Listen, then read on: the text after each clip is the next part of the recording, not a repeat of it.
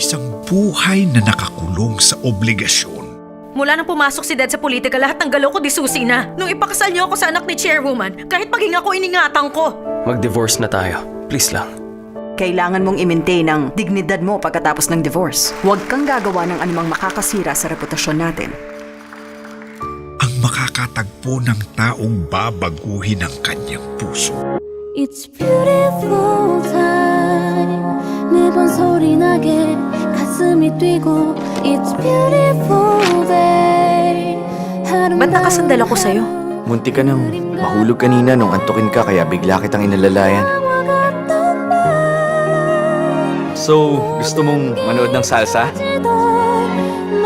Sayo tayo! Tingin ko I was put under a spell. A magic spell. Pareho man ang sinasabi ng mga damdamin nila, mundo nila ay magkaiba. Hello, si Mr. Marco Kim po ba ito? Oh, ito nga po. Nakapasa ka sa final round ng interview para sa mga bagong employee. May trabaho na po ako Sa anong kumpanya ka magtatrabaho? sa Donghua Hotel. Pakinggan po natin ang welcome speech ng ating CEO, Miss Cha. 언제라도 내가 보고 싶을 This August, witness the encounter of two Korean superstars in one love story. Park Bo-gum and Song Hye-kyo. Nag-aalala talaga ako kasi nabigla ako nung malaman ko na ang isang kaibigan ko na nakilala ko, CEO pala ng hotel na pagtatrabahuhan ko.